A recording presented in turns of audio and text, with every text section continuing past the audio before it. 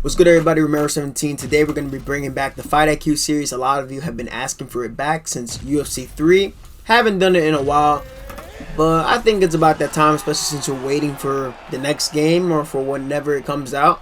So, for starters, let's get a fight going. So this fight right here, obviously this is not a live commentary. I think it's better for me to break it down after the fight happens and just to give you guys an idea of what my thought process is generally what the Fight IQ series is about. So in this case, I chose a random fighter. I ended up getting Duho Choi going against the new 5-star Volkanovski. Now, when it comes to going against a higher rated fighter, especially like Volkanovski, you tend to be at some significant disadvantages, such as power, such as speed.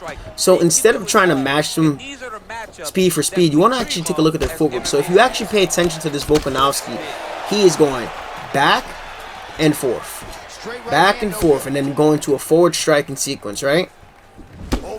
So almost every single time he steps back is when he's telling me he's about to go to his offense. So if that's the case, I'm not going to play his game. I'm going to look to either try to intercept this Volkanovski, where I can intercept him to the body with a body teep. I'm using Duho Choi, so I opted to use a little bit more boxing. I can draw up more strikes with footwork, circling, not just going back and forward, and then using some feints to draw in some responses. So I got that really big response that back fist tries to take me down and is unable to do so. And it's just winning the small exchanges and seeing how the player reacts as they're constantly getting like pick that, right? Now be aware, because I have the lower rated fighter and the lower health stats in general, I'm more prone to getting hit stunned versus Volkanovski. So that's a little thing I always have to remember when I'm using a lower rated fighter, that I have to be a little bit more on point. So we managed to get the first knockdown there because I had noted that the third strike in his three-piece combinations tend to be strikes that are pullable, which is going to be like an uppercut or a hook. So I kept a mental note of that. And if he changes it up, I'll be able to lunge out of the way. Now, as you can see, I'm planting my strikes as he comes in, as opposed to trying to go forward with forward, because he's going to win that exchange every time. And that's a lot of big whiffs, right? Look what I'm doing. I'm just circling. And if you want to know how to circle, you're just going up or down.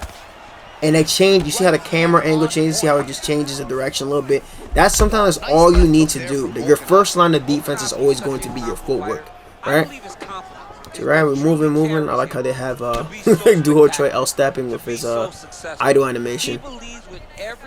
But now he's not feeling comfortable because he doesn't see that space. And I draw another response with a feint.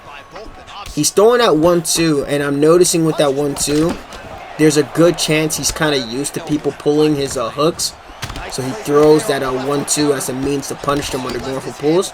Or that's just a sequence that has had a lot of success for him. So I'm not going to counter it right away because Volkanovski has a high power hook. He has really good power, and I don't want to get caught on vulnerability. So I'm just going to, wait, see if the opportunity is going to rise. So there I hit the slip counter.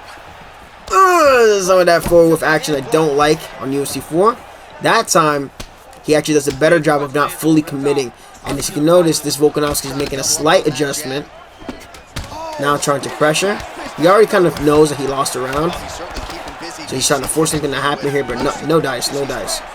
That time, the adjustment that the Volkanovski made that I noted, okay, this time he's not going every single time that he backs up. He's going to a full moving strike. That time he played a little bit of footsies. And I think there's a little desync action that happens here. Yeah. There's a little bit of footsies to get me to whiff. So I'm like, okay. You made some small adjustments there. That's cool. So you touch him up.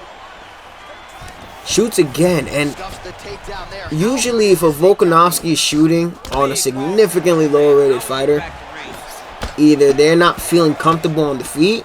You're seeing what they're usually doing is not working. And there it is, that 1-2, that full moving 1-2.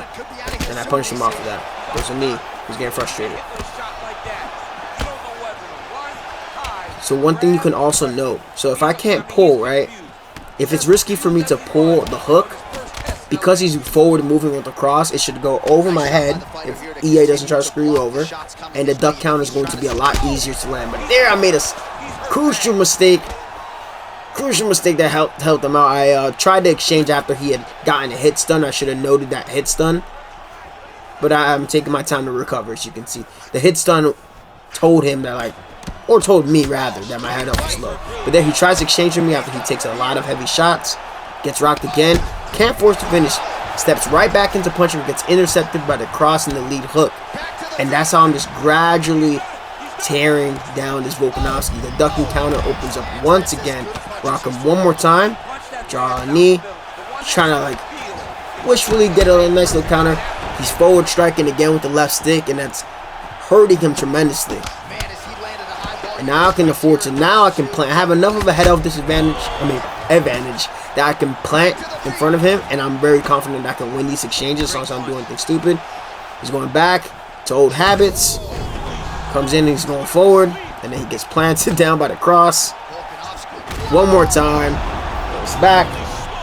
Then forward. That's his tell when he's going to commit to some forward moving strikes. And he gets intercepted and punished. So what can you pick up from the Fight IQ series?